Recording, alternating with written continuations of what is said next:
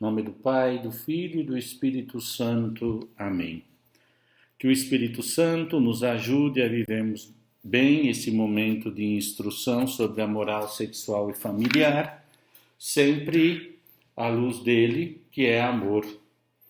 Ave Maria, cheia de graça, o Senhor é convosco, bendita sois vós entre as mulheres, e bendito é o fruto do vosso ventre, Jesus.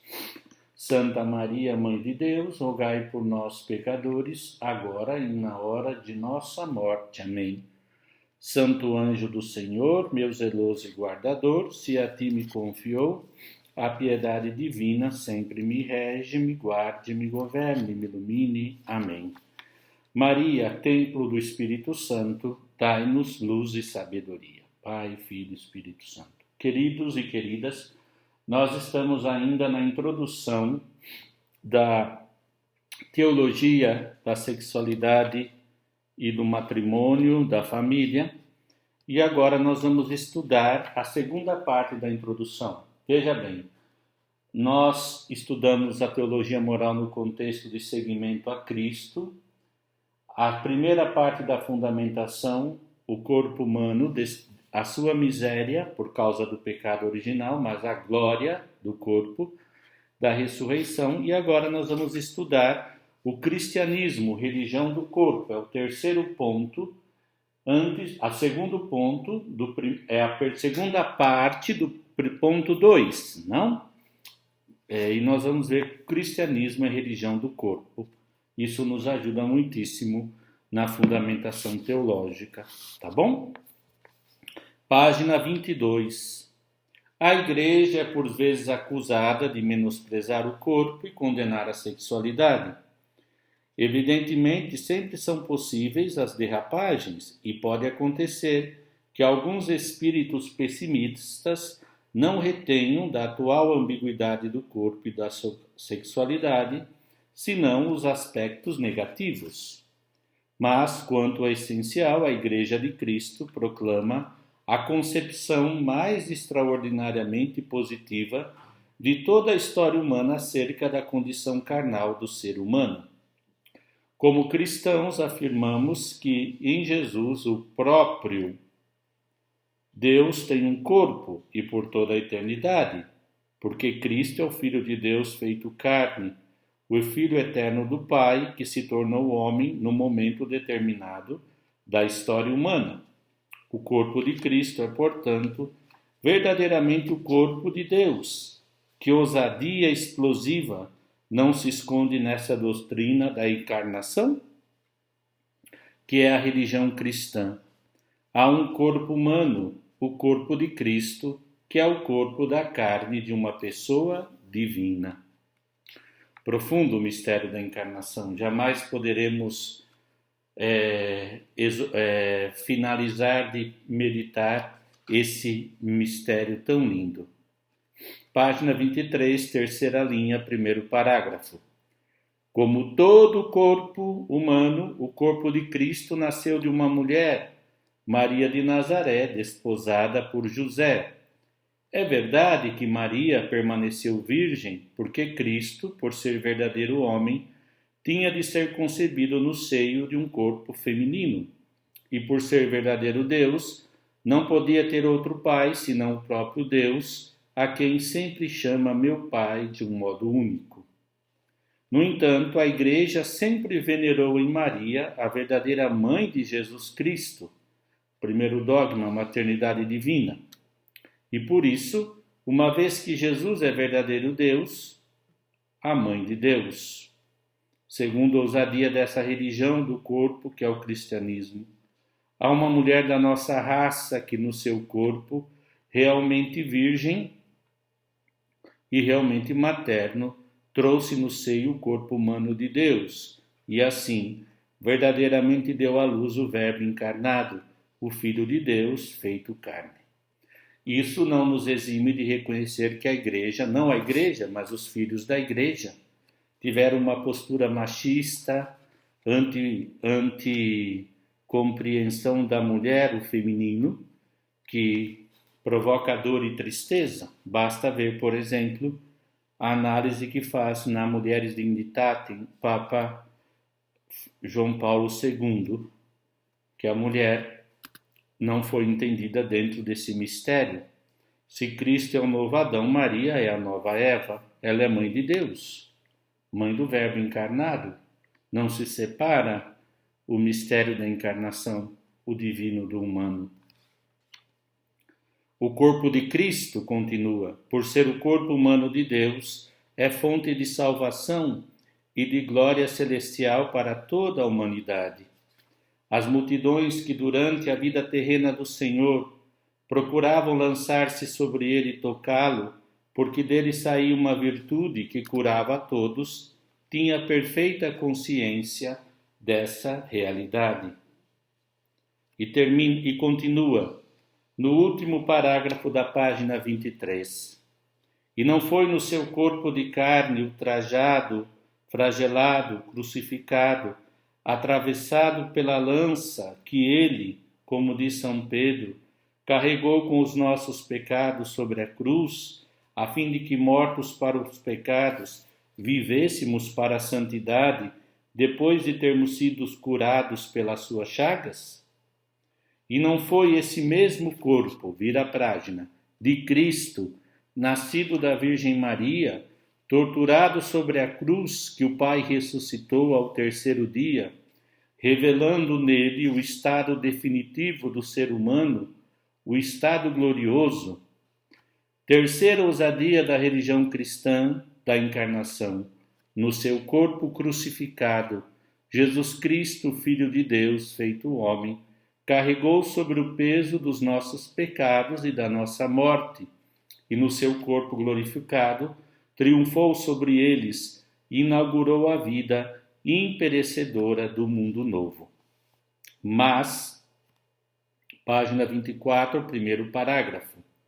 Mas não pensemos que agora, depois da ressurreição e da ascensão, o corpo de Cristo para nos céus, alheio, longe à nossa condição humana atual. Não. Apesar de já pertencer ao novo universo da ressurreição, o corpo de Cristo permanece acessível na Eucaristia que a Igreja nos oferece. Quando consumimos a hóstia consagrada, comemos o corpo de Deus, comungamos o corpo daquele que carregou os nossos pecados sobre o peso da cruz. Quando bebemos o vinho consagrado, bebemos o sangue de Cristo, que correu de suas mãos, dos seus pés, do seu lado trespassado. Quando recebemos a Eucaristia, recebemos o corpo glorioso de nosso Senhor ressuscitado.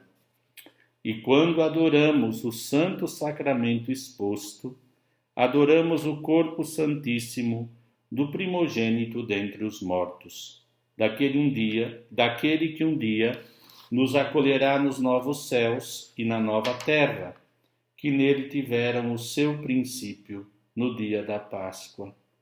Temos de ter a valentia de crer nisso. Essa é a quarta bomba cristã que eu desejaria fazer explodir diante do leitor. Que lindo, né? A quarta bomba é próprio a Eucaristia.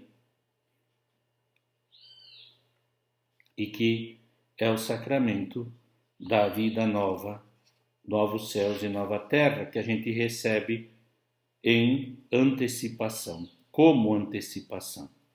Último parágrafo da página 24. Ainda uma quinta bomba ou ousadia, e não é a menor.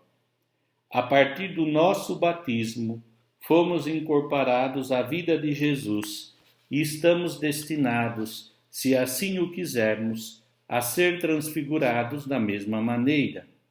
Desde já, o nosso corpo de carne é um templo no qual habitam as três pessoas divinas. Qual não é, portanto, a dignidade do nosso corpo, mesmo na sua humilde e ambígua condição atual? O nosso corpo, do qual o Espírito do Pai e de Cristo faz a sua morada, o nosso corpo, alimentado com o corpo ressuscitado do Senhor, o nosso corpo criado para a glória sem fim, porque estamos destinados a ressuscitar a imitação de Cristo que ressuscitou. Deus não fez o nosso corpo para a podridão da sepultura, para a poeira da morte, como também não o destinou ao anonimato, desalador de sucessivas reencarnações. Não. Ele fez um corpo para cada um de nós, um corpo único, para a vida que não termina nunca. Quem fora da igreja tem palavras tão ousadas sobre a infinita dignidade e o destino eterno do corpo humano? Não tinha eu razão ao intitular esta primeira etapa da nossa reflexão, Cristo e o nosso corpo, chamado à glória. Só um minuto. Último parágrafo da 25.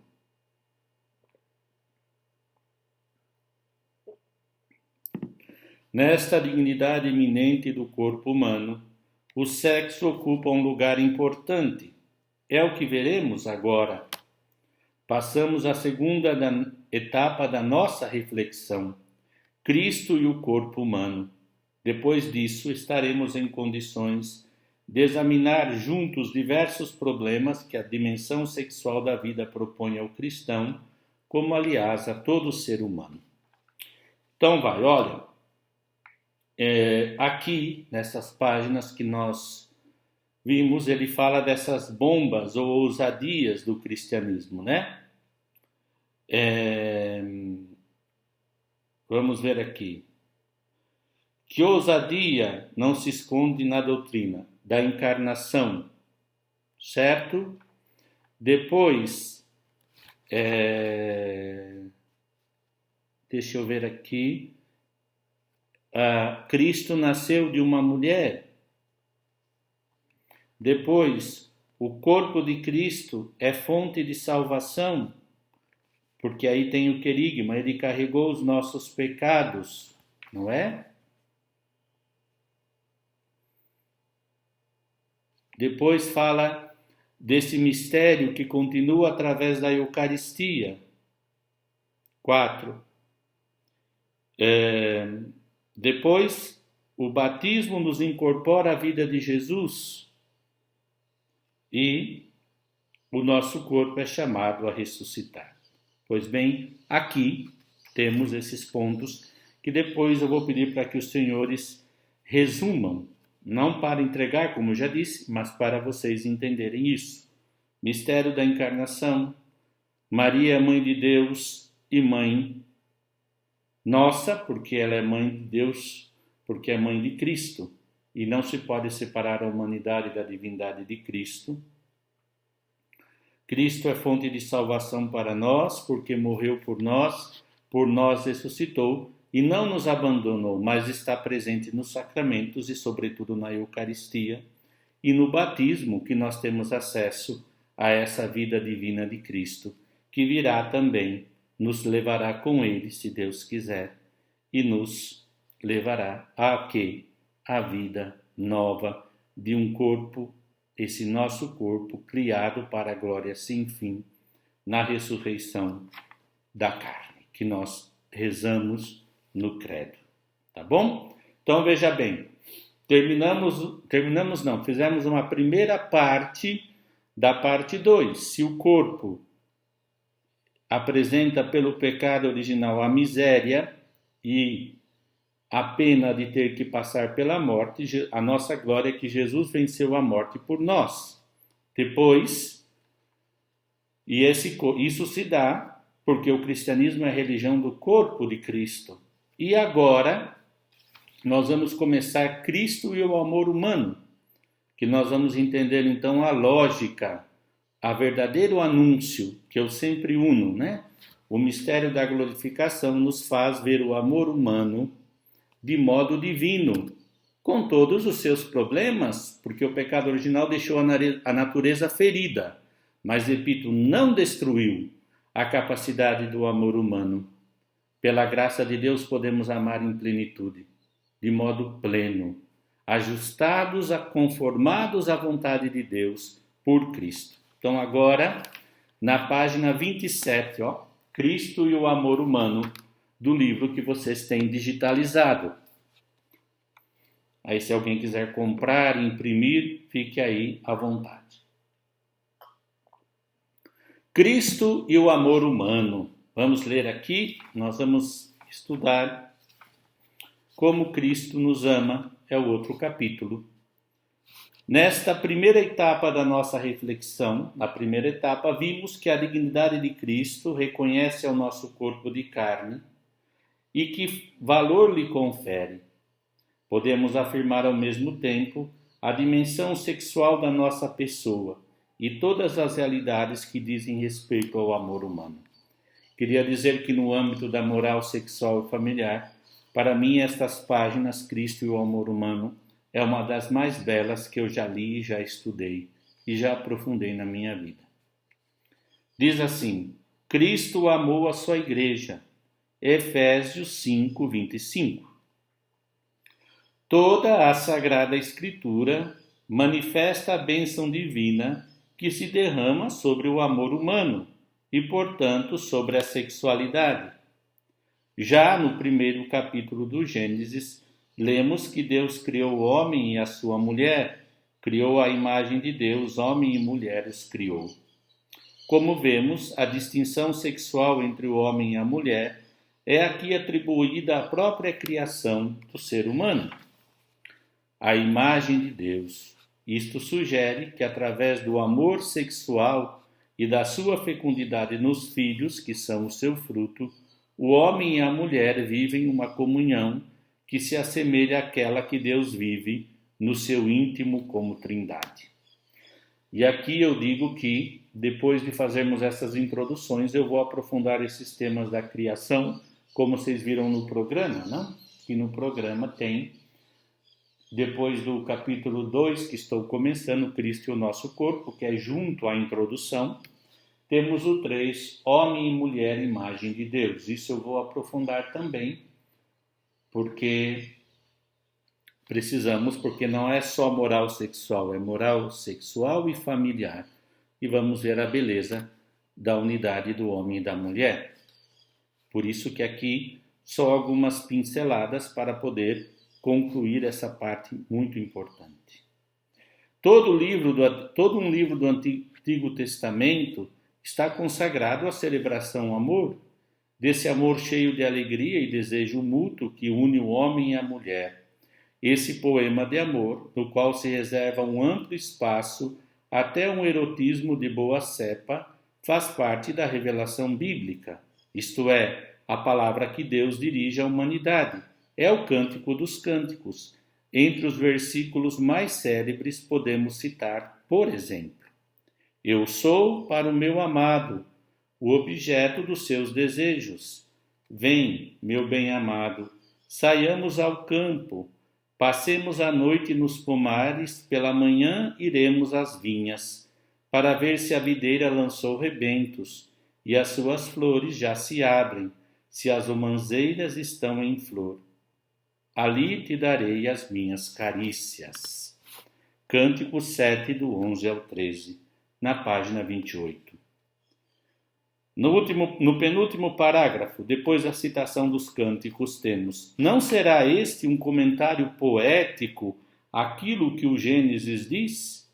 Exprimi ao dizer: Por isso o homem deixará o seu pai e a sua mãe para se unir à sua mulher, e serão os dois uma só carne. Também Cristo, último parágrafo, abençoa o amor conjugal, não somente pela sua presença nas bodas de Caná, conforme João 2, do 1 ao 12, e pela sua oposição formal ao divórcio e ao novo casamento, mas vivendo ele próprio as maiores núpcias de amor de toda a história humana. Não me compreenda mal. Sei tão bem como você que Cristo permaneceu virgem a vida inteira e nunca se casou. Aliás, ao contrário, seria impensável como poderia o Filho de Deus feito homem, vindo à Terra para a salvação de todos, ligar-se de maneira exclusiva a uma pessoa determinada? Mas precisamente esse amor, pelo qual Cristo se entrega à humanidade, é compreendida pelo Novo Testamento como uma verdadeira aliança conjugal. Já o Antigo Testamento havia descrito o amor de Javé pelo seu povo como uma união conjugal entre esposo e esposa. Desposar-te-ei para sempre.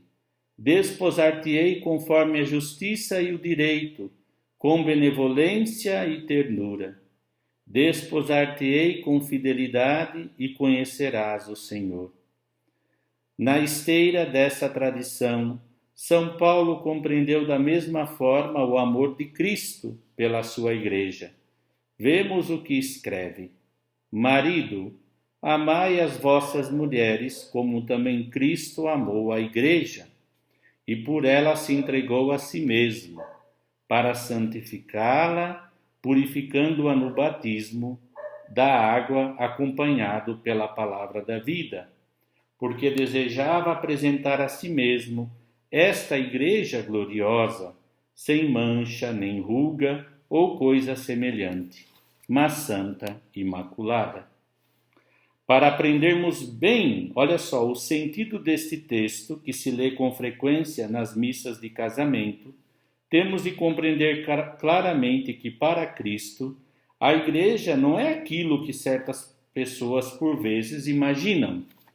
Vira a página 30. Presta atenção, isto é, uma organização ou uma instituição anônima, uma máquina, como diria o general de Gaulle. Não. Para Cristo, a Igreja é alguém, somos todos nós, é a porção da humanidade que acolhe o seu amor e lhe corresponde, é a destinatária bem-amada do seu carinho por toda a criatura. Eis porque, na sua realidade mais profunda, a Igreja é simbolizada por uma pessoa viva, uma mulher que é a Virgem Maria. Nesta perspectiva, o texto de São Paulo adquire uma enorme expressividade. Cristo amou e ama a Igreja como uma pessoa ama outra pessoa, como um homem ama uma mulher. Entregou-se por ela na cruz e, ao longo da história, purifica e santifica pela água do batismo. Cada vez que se pronunciam sobre o novo Filho de Deus as palavras rituais, eu te batizo, em nome do Pai, do Filho e do Espírito Santo, o Senhor arranca mais uma criatura, olha, do poder do maligno, e incorpora-o nessa Igreja, nessa esposa que ele deseja santa e imaculada, verdadeira depositária do seu amor. É no âmbito deste amor de Cristo pela sua esposa, é no marco desta aliança conjugal entre Cristo e cada um dos que formamos a Igreja, que os cristãos devem situar todo o alcance do amor entre o homem e mulher e compreender igualmente o sentido profundo da sexualidade. Assim, São Paulo, aludindo à misteriosa grandeza do amor humano, especifica umas linhas mais adiante a passagem da Epístola aos Efésios que citamos acima. Este mistério é grande e quero dizer que se aplica a Cristo e à Igreja. Isso então é muito importante, que o amor humano torna-se um sinal visível, sacramento do amor de Cristo pela Igreja. Não é por acaso que Cristo, o Filho de Deus, vindo a este mundo, lá na página 31, é um homem, ao passo que a Igreja é essencialmente feminina, é noiva, esposa e mãe, e resume-se toda numa mulher, Maria, a Nossa Senhora.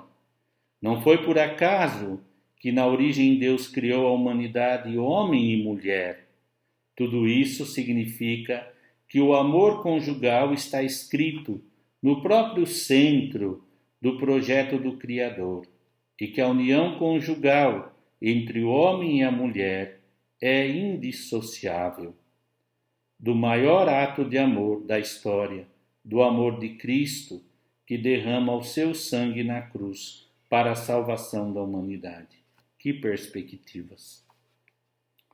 Resta-nos agora pôr em evidência os principais traços dessa aliança de amor entre aquele que os teólogos por vezes chamam o novo Adão, isto é, Jesus, e aquela que designam como a nova Eva, a saber, a Igreja, representada por Maria. Veremos assim como estas características esclarecem a concepção cristã do amor humano, especialmente do matrimônio. Como eu já disse, isso é de uma ternura e uma profundidade que vai precisar outras aulas para eu exemplificar. Mas agora me interessa nesta introdução depois de fazer essa relação entre o amor humano e o amor esponsal de Deus pela humanidade em Cristo Jesus, no Espírito Santo, é esse tema da página 31 à página 35.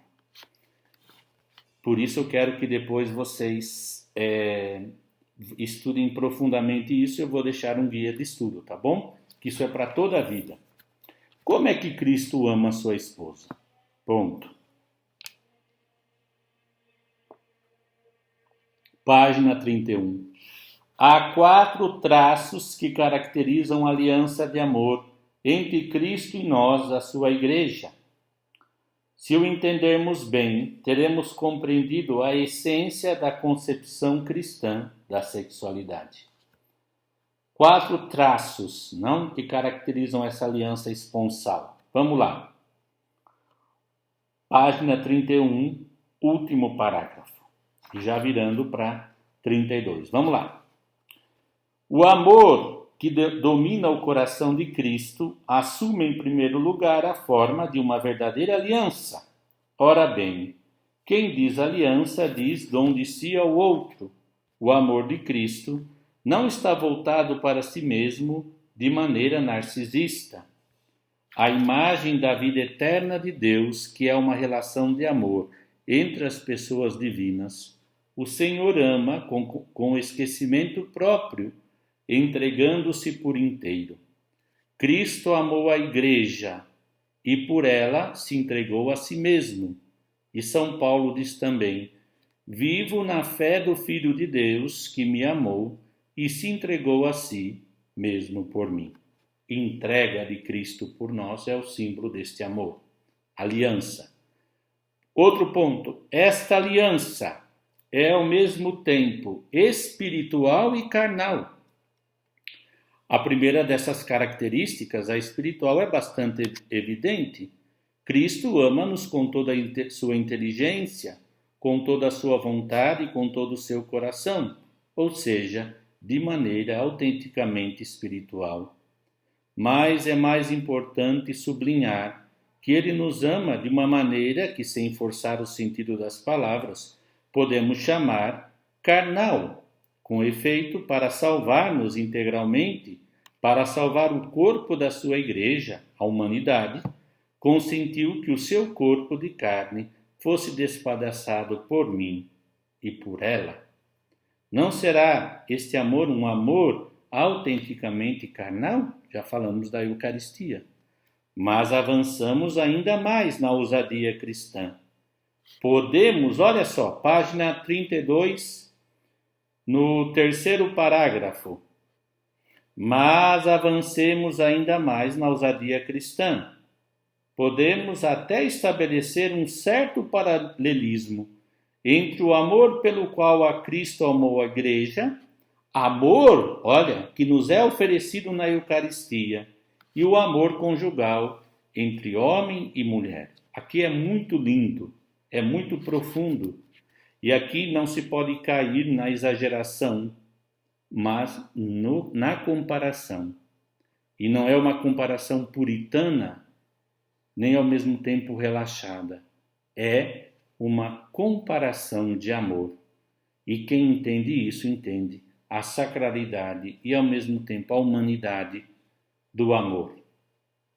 Na união entre os sexos, olha só, é verdade, após um tempo de diálogo e de jogo amoroso, Chega um momento em que o homem depõe no seio da mulher a semente tirada do mais íntimo do seu corpo. É um momento de silenciosa comunhão, de mútua complacência. Aqui normalmente se segue um período de repouso, de simples presença recíproca, repleto de gratidão pela alegria e pelo prazer dados e recebidos. Isso aí é quando o casal se entrega no verdadeiro amor. Página 33. Há uma certa semelhança desde que se façam todas as reservas necessárias. No encontro eucarístico, verdadeiramente nupcial entre Cristo e a esposa, na Santa Missa, e a sua igreja esposa. Depois de um tempo de escuta, que é a liturgia da palavra, após esse tempo de presença mútua, que é a liturgia eucarística, chega o momento da comunhão, em que, num grande impulso de amor, o Senhor tira do mais íntimo da sua humanidade essa semente de vida eterna, que é o seu corpo eucarístico. Isto é o meu corpo, que é dado por vós. E esta semente de vida é depositada na nossa própria carne, é confiada ao seio da Igreja de Cristo, momento de comunhão silenciosa, de complacência mútua, em que a Igreja, isto é, cada um de nós, pode murmurar como a esposa do Cântico dos Cânticos: eu sou do meu amado e o amado é meu. Ao seguir, vem o tempo de ação de graças, de repouso místico de Cristo, repouso mútuo também místico, de Cristo em nós e de nós em Cristo, durante o qual lhe agradecemos a sua presença e procuramos devolver-lhe amor com amor. Penúltimo parágrafo da página 33. Agora ele vai dizer uma coisa basilar. Tudo isso talvez pareça uma novidade e ao mesmo tempo ousado, por não dizer excessivo. Mas é por meio desta perspectiva chocante, concedo, que podemos pouco a pouco chegar a compreender todo o esplendor da concepção cristã do amor e da sexualidade. Claro, sem dúvida, porque senão nós não entenderíamos. Eu já disse que a sexualidade, ou se vê ela de forma muito banalizada, a ponto de desfigurar e transformar tudo em, como se diz por aí, em gozação, desfrute e descompromissado, ou moralisticamente. E as pessoas têm como a ver tudo o que se refere à sexualidade pecado. Não pode, não deve, não é assim. Não. A questão é entender essa boa nova do que Cristo fez por nós, assumindo a nossa natureza, a nossa realidade corporal, mas também ele recebeu algo sobrenatural a nós, concedeu-nos, porque ele se fez verdadeiro homem. Então Jesus também tinha sua sexualidade, embora não havendo, era virgem, como diz aqui, ele não era um assexuado, ele não era uma coisa, um fantasma, era um homem. Isso é para vocês começarem a pensar, tá? Antes de prosseguirmos, último parágrafo da 33. Antes de prosseguirmos, gostaria de resumir o que vimos. O amor de Cristo por nós tem a forma de uma verdadeira aliança. Essa aliança é ao mesmo tempo espiritual e carnal. Falta-nos agora examinar outros dois aspectos. Trata-se de uma aliança indissolúvel e fecunda. Olha só, indissolúvel. Por quê? Página 34, terceira linha, primeiro parágrafo. Porque quaisquer que sejam a nossa infidelidade, ou mesmo as nossas traições, o Senhor permanece eternamente fiel a nós. Uma vez estabelecida a aliança, não pode ser rompida, ao mesmo por parte de Jesus. mesmo que as montanhas oscilassem e as colinas se abalassem, o meu amor jamais te abandonará, e a minha aliança de paz jamais vacilará, diz o Senhor. Que terá Cristo querido dizer-nos através dos sofrimentos da sua paixão, do seu corpo torturado, do seu sangue derramado, do seu coração trespassado, senão com amor eterno te amei, e amei-o até o fim. Próximo parágrafo. Indissoluvelmente fiel aliança do Senhor é também fecunda, é fonte de vida. É desse amor que todos nós cristãos nascemos para a vida nova do reino de Deus. Por isso chamamos frequentemente a Igreja nossa mãe, a Santa Igreja, dando a entender assim que todo batizado são filhos inumeráveis desse amor, o fruto abundante das núpcias entre Cristo e a Igreja, celebradas na cruz e consumadas na Eucaristia. Olha que lindo, não? Agora, veja bem, a vida é fecunda porque gera vida em nós. Por isso que o sacramento do matrimônio chama matrimônio. Matrimônio vem de matris, mãe. Munus, ofício. É o ofício da mãe. Não é patrimônio, ofício do pai. É matrimunus, ofício da mãe, mônio. Porque dá vida, é fecundo, é um amor que nasce novos filhos da vida. Agora, estamos em condições de responder às perguntas concretas que se possa ter com relação à vida sexual. Vimos que valor Cristo atribuiu ao nosso corpo de carne.